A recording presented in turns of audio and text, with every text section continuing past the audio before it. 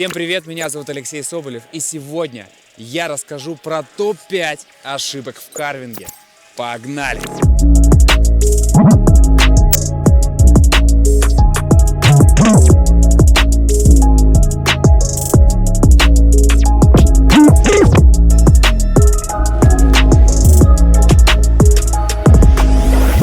Первая ошибка. Сидишь на передней или задней ноге. Из-за этого не можешь равномерно прогрузить доску и закантовать ее. Ну и поэтому едешь в проскальзывание. В карвинге эта ошибка проявляется, потому что у тебя уже есть мышечная память, так как техника поворотов с проскальзыванием – это как раз-таки перенос веса на переднюю ногу в сторону поворота. В карвинге так делать не надо. В карвинге нужно держать вес равномерно на двух ногах и за счет заклона начинать поворот. Вторая ошибка – недостаточный заклон. Люди просто не понимают, за счет чего они сделают заклон и не упадут. Сейчас расскажу. Просто вспомните такой интереснейший аттракцион. Ребята на мотоциклах заезжают в железный шар, начинают вжаривать и вниз головой катаются. Это называется центробежная сила. То же самое происходит с нами и в карвинге. Когда мы набираем скорость, делаем заклон, мы упираемся в доску и из-за этого не падаем за счет центробежной силы. Поэтому делайте хороший качественный заклон, чтобы у вас был большой угол закантовки сноуборда, чтобы вы в принципе могли встать на кант и поехать в дуге. На переднем канте нам легко сделать заклон, мы видим, что происходит. Мы еще дополнительно согнули коленочки, все, угол закантовки увеличился, мы едем, кайфуем, расслаблены. Но задний кант самый страшный. Там нужно заклониться плечами, тазом, то есть всем телом уйти в поворот. Конечно, на первых порах это самое страшное, самое сложное, но по чуть-чуть надо все равно привыкать к этому. Третья ошибка – неправильный подбор снаряжения. Ну давайте, чтобы разобраться в этом вопросе, перенесемся в прокат.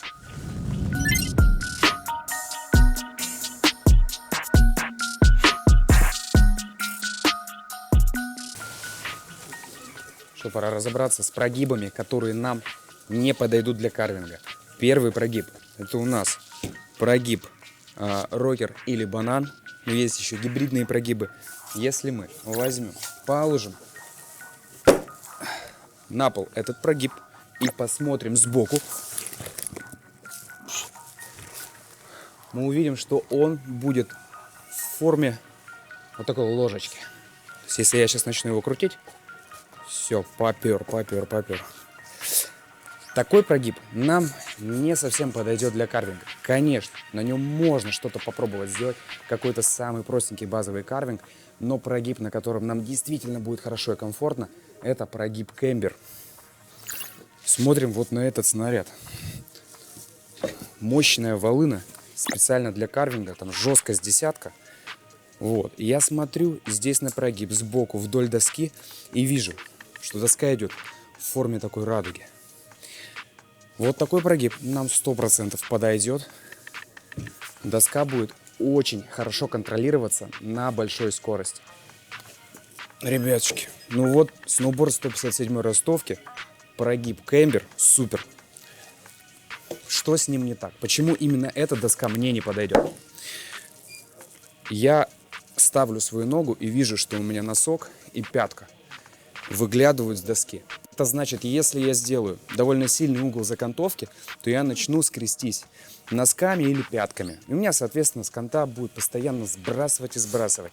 Это некомфортно, не сможете тренироваться, зачем вам это надо. Поэтому обращайте внимание на ширину вашей доски. То есть вы будете думать, проблема в вашей технике, вам что-то не хватает. На самом деле какая-то есть проблемка с доской. Мы сейчас находимся в прокате Get Ski. Забегайте к ребятам, чтобы взять снарягу в прокат. Прокат у ребят находится в Красной Поляне, на Эльбрусе, на Домбае, в Архизе, а также в Подмосковье. Поэтому, если вы новички, если вы уже опытные райдеры, приходите брать снарягу в прокат. Также есть доски для фрирайда, есть сплитборды, есть лавинное снаряжение. Ребята каждый сезон завозят новую снарягу, поэтому будете кататься, тренироваться с удовольствием. А также, ребята, промокод на скидочку в описании к этому видео можно забрать. Если вы лыжник, мы про вас тоже не забываем. Для вас много есть снаряги. Переходите по ссылочке в описании к этому видео, на сайт к ребятам, в Инстаграм. Пишите, бронируйте снаряжение заранее, чтобы не стоять в очередях. Ну а мы перемещаемся на склон. Четвертая ошибочка. Когда ты заезжаешь на склон с сильным уклоном, начинаешь делать открытые повороты. Дружище, нам нужно контролировать скорость в карвинге, особенно когда ты только начинаешь изучать его. Поэтому, если видим сильный уклон, то нам нужно закрывать повороты, чтобы нас не ускоряло. Почему? Потому что в карвинге контроль скорости происходит именно за счет того, что ты закрываешь поворот, и все, у тебя скорость снижается. Если ты начинаешь открывать поворот и едешь вниз открытыми поворотами, то у тебя скорость только набирается. Но надо понимать, чем больше твоя скорость, тем сложнее контролировать повороты.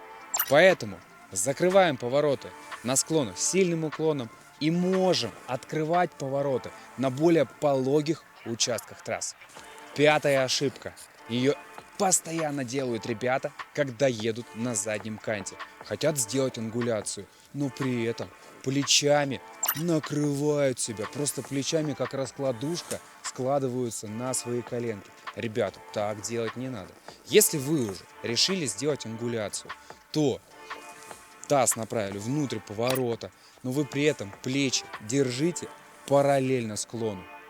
Ваша верхняя часть тела должна быть вертикальна, но никак не должны вы складываться прямо на свои колени. Если вы только начинаете делать повороты, не нужно нигде сгибаться, не нужно никакой вертикальной работы в коленях. Просто встали в основную стойку и начали делать заклоны. Друзья, это было топ-5 ошибок в карвинге. Надеюсь, вам понравилось. Формат великолепный, вечерняя каточка. Ставим лайки, дизлайки, пишем комментарии, о чем хотелось бы еще узнать. Ну и прожимаем колокольчик. Очень классная функция на YouTube. Нажали, и вам приходят уведомления о новых уроках, о новых обзорах. Ну и в самом вкусном контенте. Поэтому до встречи, ребятушки. Всем пока.